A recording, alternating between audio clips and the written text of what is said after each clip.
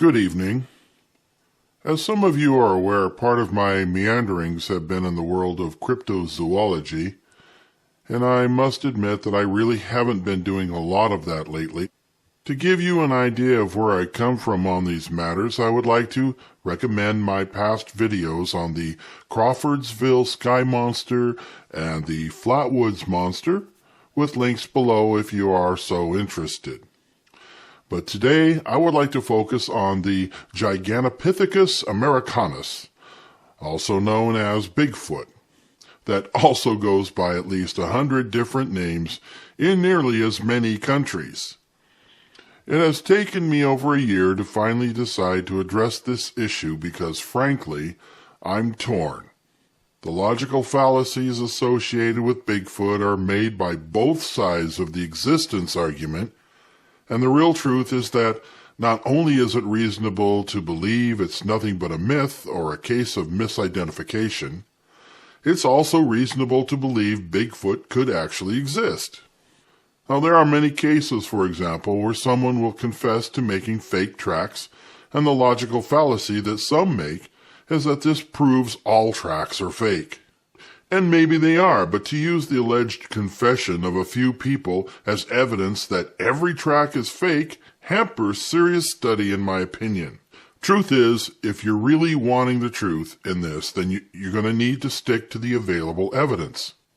In a meager attempt to shed some light on this, I've gone ahead with my research and am planning on presenting some findings in several parts: vocalizations, physical evidence, photography, and finally reports and sightings. Tonight, let's take a look at vocalization claims made by the supporters of Bigfoot and some of the explanation by those whose views place it into the myth category. Now, here's one of them.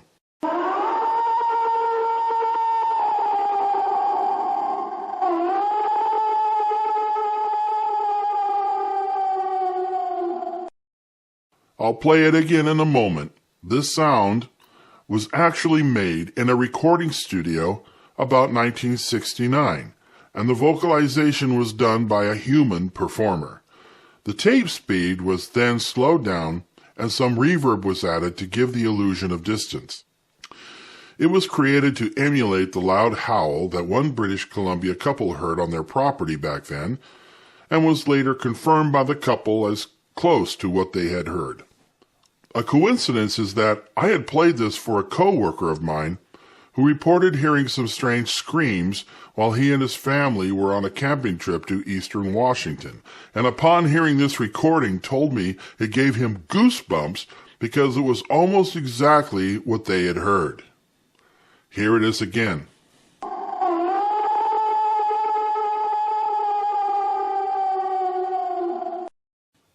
This vocalization is obviously fake, but others have been recorded live over the many years that sound similar.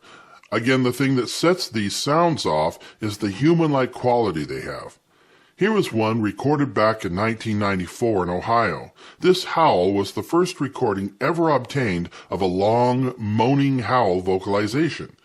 It was recorded in Columbiana County in the hills above Wellsville, Ohio. These moaning siren-like howls can be heard on occasion late at night in the fall, echoing off hills on both sides of the Ohio River. Now West Virginia is on the other side of the river.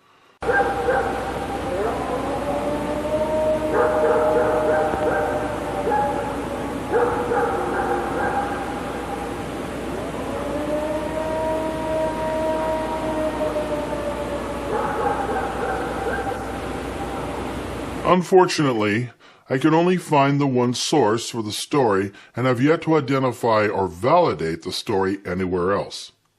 I have found a couple of other similar recordings, but this one is by far the clearest. Another type of call are loud screaming howls that sound almost as if the creature is in great pain.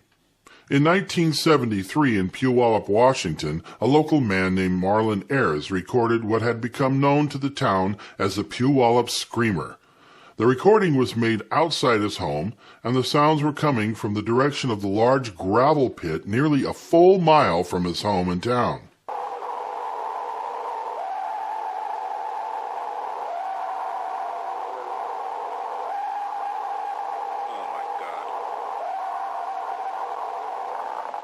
Now, in looking at these calls, the first thing that may come to mind is, what known animal could possibly make these kinds of sounds? Now, I have been asking that question for some time now. For the last year, I've been scouring the internet in my spare time for just that purpose of identifying these. Not only have I run the gambit of critters native to North America, but also exotic animals from elsewhere. I've also looked into mechanical sounds made by emergency vehicles, horns and whistles from work sites and others. In one recording, we hear this interesting call presented in a show on the Discovery Channel, and here it is. Dr. Robert Benson believes in evidence.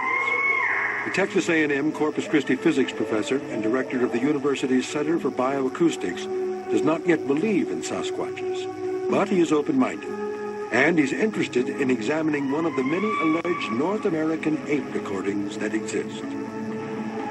Look at the screen. This is really interesting. Get some ideas about where this may have come from in terms of what animal made it, and so that's lucky. Even though the sound is not great, it gives us enough to work with. Dr. Benson knows there is a wide range of possibilities for sounds heard in a forest, including the possibility of a hoax.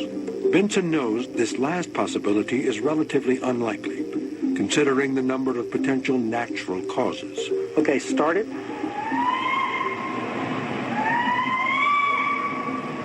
Stop. Enhance it. Well, I may not have a lot of initials after my name, and I may not have all of that sophisticated equipment that this guy's got, but to my ear it sounds just like a lemur.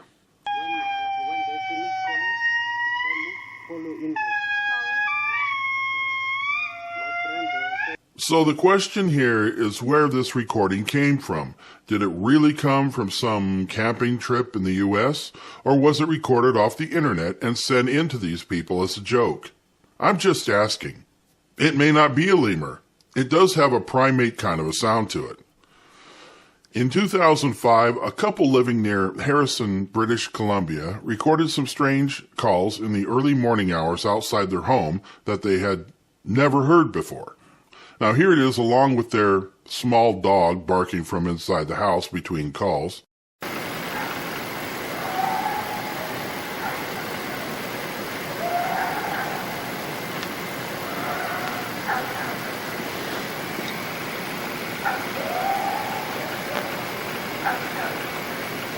These calls were investigated by a Bigfoot research team who came into the area to see what they could find out. The team reportedly solved the mystery by observing firsthand 2 coyotes in the area making these calls. They admitted that these calls must be very rare. The problem I have with this investigation is that nowhere can I find where the team recorded or videotaped the coyotes making the calls. This should be imperative if they are to compare these to the original recording, I would think. The other thing is that I have listened to dozens of known coyote calls, barks, growls, yips, and howls, and have found nothing that sounds like this. 1 or 2 have come kind of close within the frequency range or register, but not the characteristics at all. But then again, I've been a composer, songwriter, and musician for several decades, so my ear may be a little finer tuned. I would also not be surprised that many people who have tried to identify these sounds have 10 ears. My brother-in-law, for example, can't tell the difference between the sound of a trombone or a clarinet. There are also lots of people out there who couldn't carry a tune in a bucket if you gave them a winch to do it with.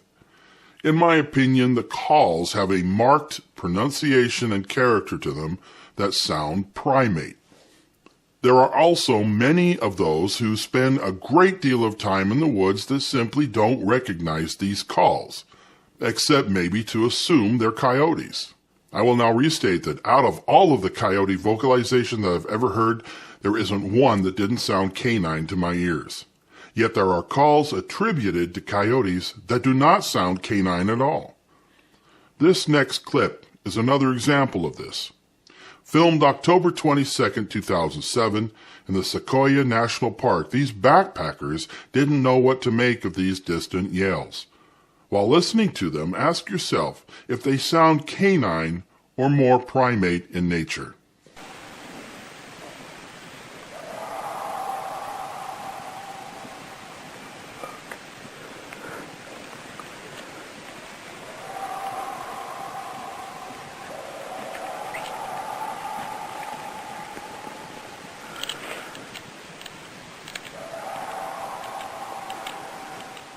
Coming from the east.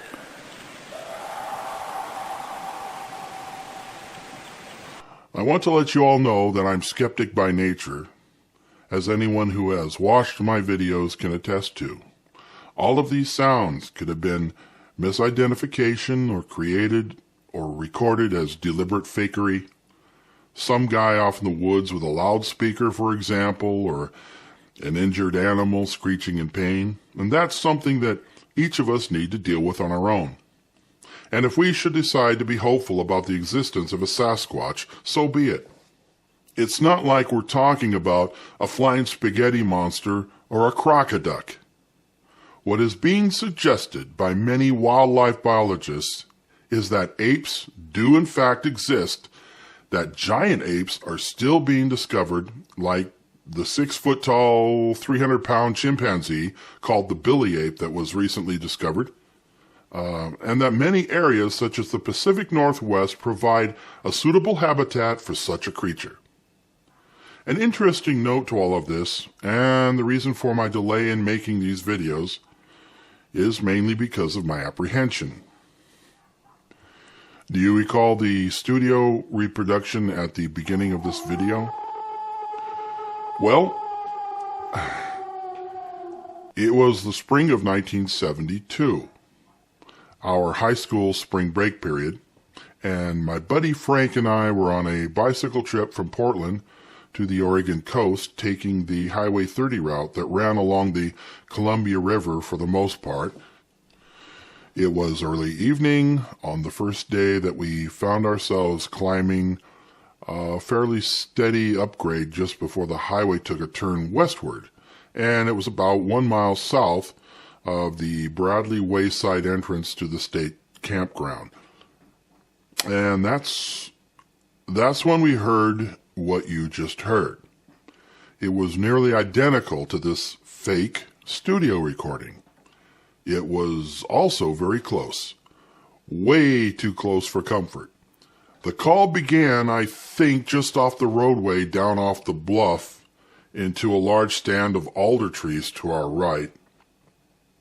But at the crescendo of the call, it was so loud that I couldn't tell where it was coming from. To this day, I can't imagine any living beast, aside from maybe a whale, that has the capacity to be that loud. Needless to say, it shook us up a bit, and we dismounted and just stood there for many minutes wondering what the hell it was and what we were going to do when and if this thing came out of the woods. Now, I'm not saying that it was a Sasquatch. What I'm saying is that I had no idea what the hell it was, and frankly, I still don't. Now, if anyone is thinking I expect them to believe my story, then they're wrong. I don't. Reason dictates that people lie. They make shit up. They tell stories. As such, anecdotal evidence is always considered weak evidence.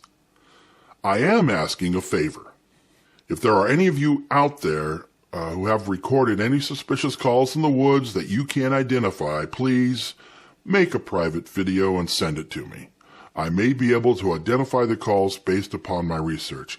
Also, if there are any of you out there who would like to question me or even criticize my view, please do so as well.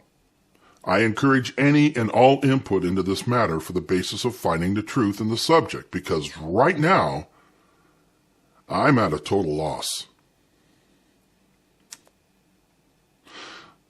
This is Super Soylent. Thank you for watching.